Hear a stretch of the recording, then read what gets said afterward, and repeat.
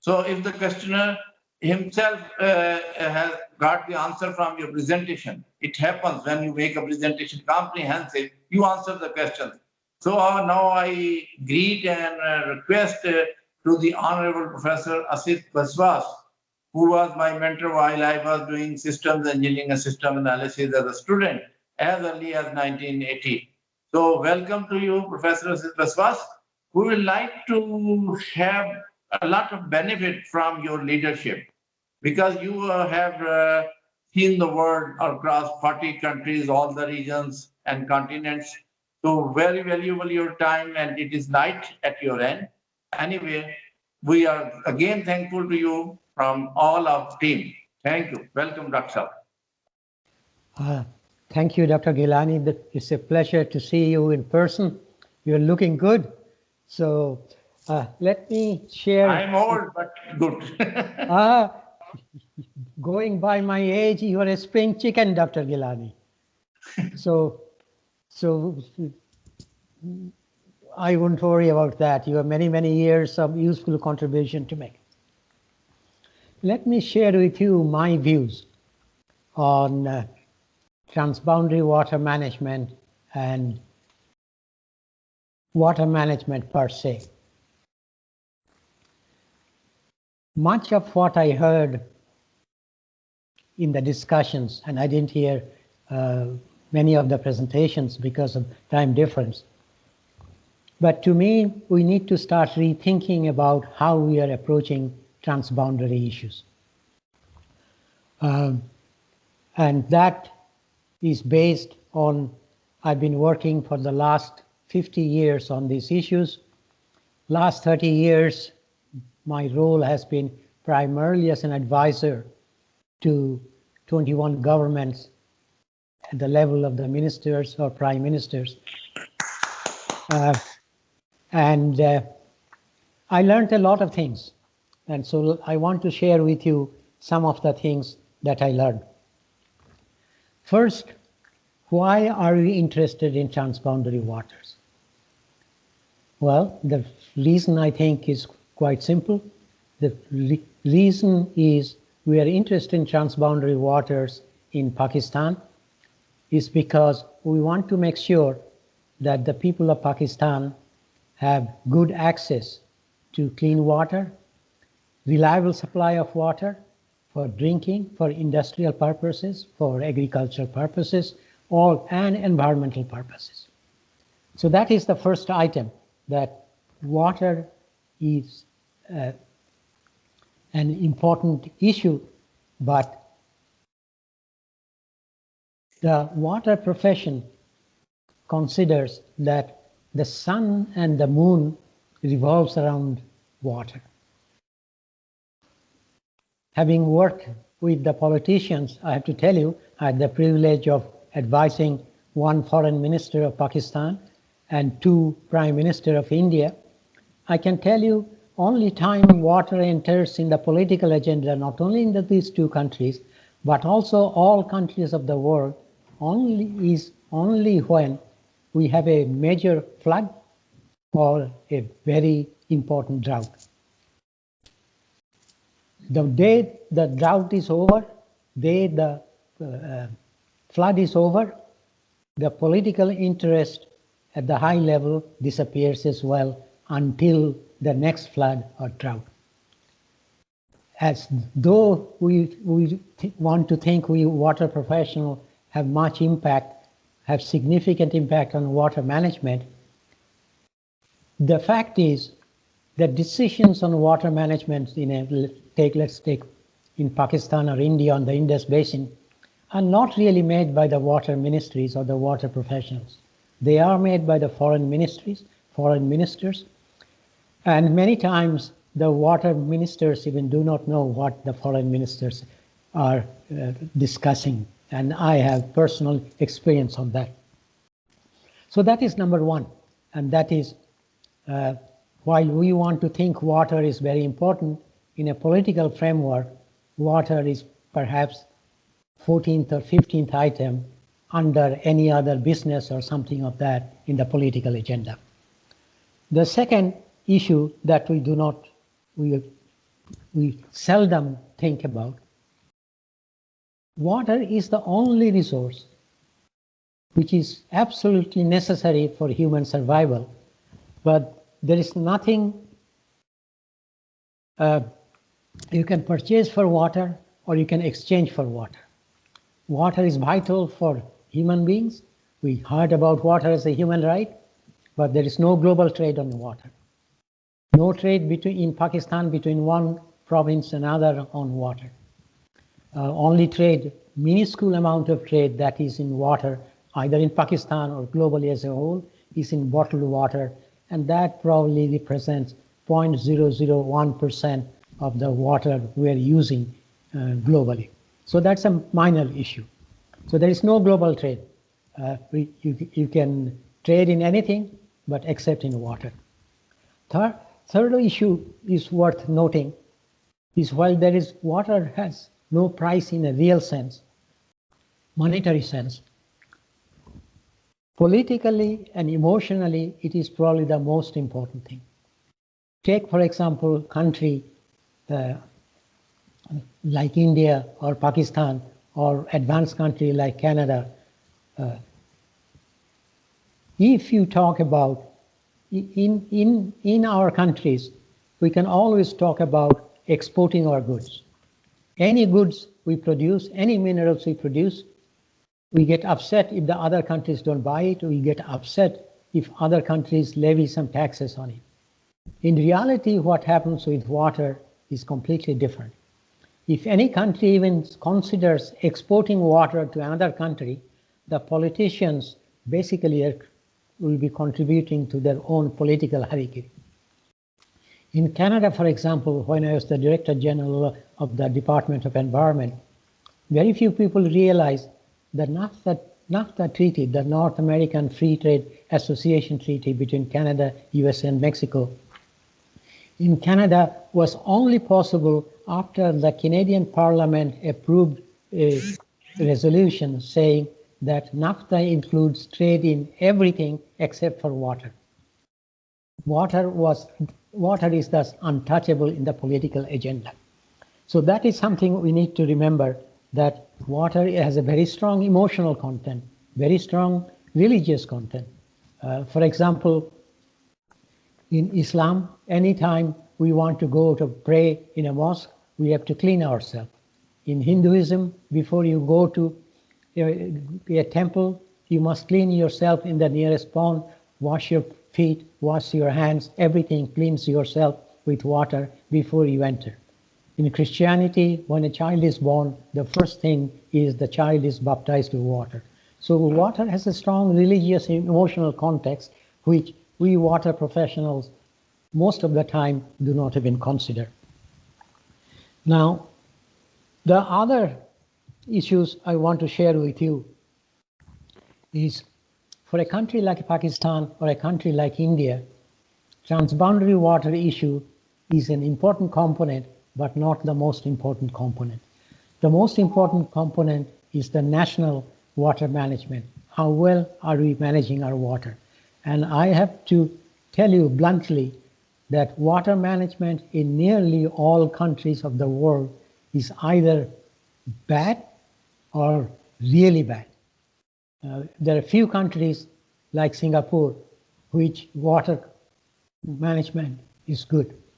And that is because Singapore water is in the top of the political agenda. When Lee Kuan Yew was the Prime Minister in 1965, he realized that in order for Singapore to survive and thrive economically, socially, in the world, the existential issue is water security. And thus he put water at the top of the agenda. And any policies, industrial policy, environmental policy, any other policy, first had to be seen from the lens of water. And he said publicly that every policy must bend at the knee at water.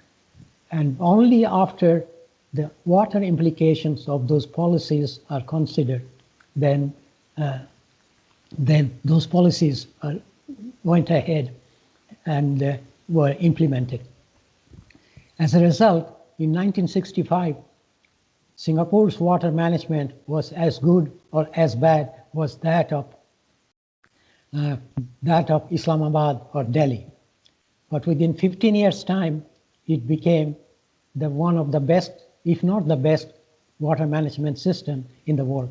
It's the only country in the world I know where we have a plan up to 2060, which is updated every 5 years, depending on technological and managerial improvements and developments, depending on societal perceptions and attitudes. It's updated every 5 years.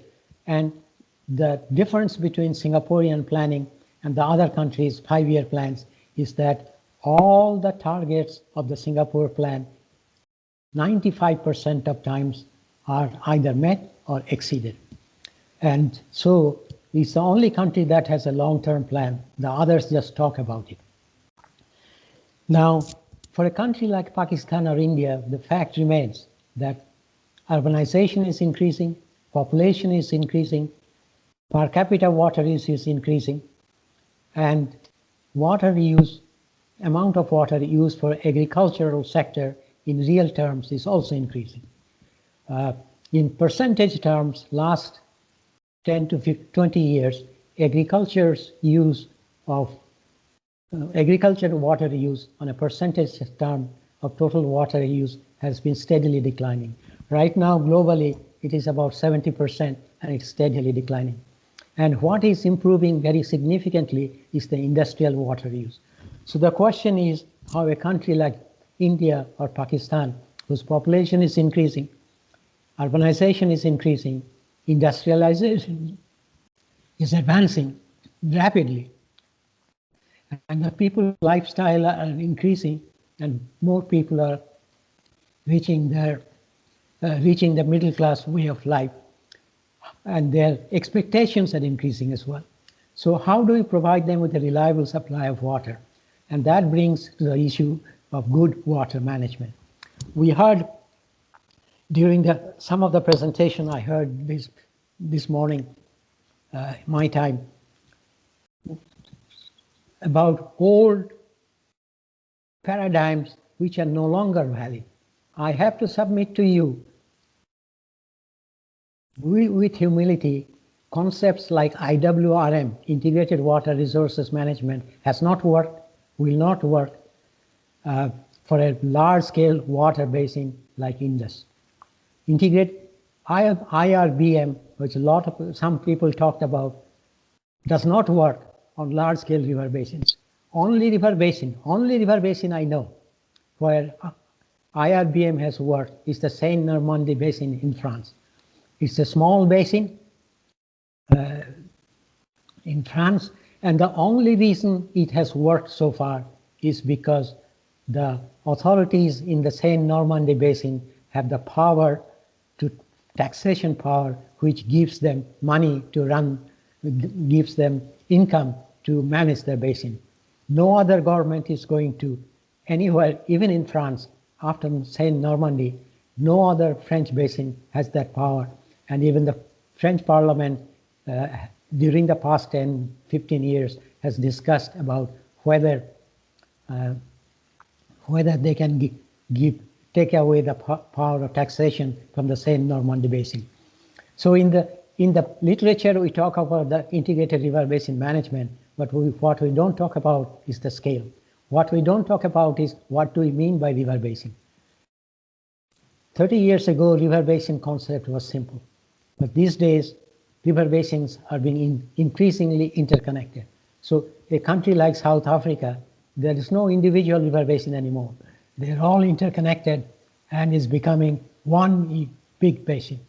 In a country like India, National Water Management Plan said in the late 1980s said all the river basins should have a river basin management commission.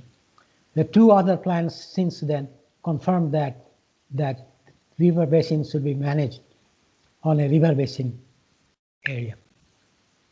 Ask yourself, how many river basins has been organized in India? Answer is 0. Ask yourself, how many river basins are being discussed in terms of creation? The answer is zero. That is because just like transboundary river basins, very few river basins in India are within the same province.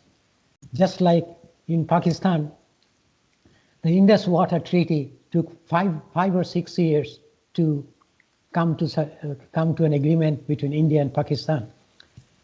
But for the 4 provinces of Pakistan to come to an agreement, it took until 1992 to come to an agreement, and then also it broke down after a few years. So the real problem that countries like India and Pakistan are facing, how do we manage our water resources efficiently? And the biggest problem is, I did not hear very much how we can do that. Agricultural water use is the major user of in Pakistan and India, but farmers use as much water as they want. There is no efficient water management. There's no advances how to reduce the agricultural water management, but at the same time, by proper water management, increase the production. If you look at China, 15 years ago, they decided that agricultural water management has to be more efficient. That means amount available for agriculture per hectare will become less and less, but the production from the same unit of land should be significantly more than what was using more before that.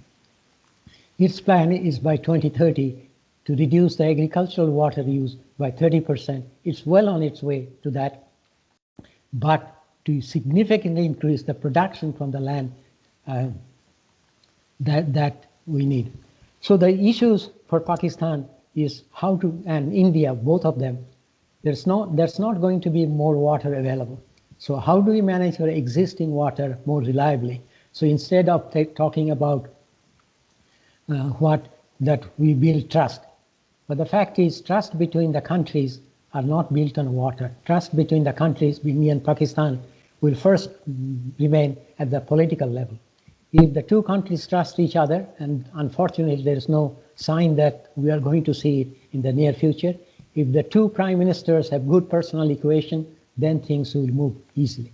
If they don't, no trust building is possible when the trust in the other areas of development leaves much to be desired.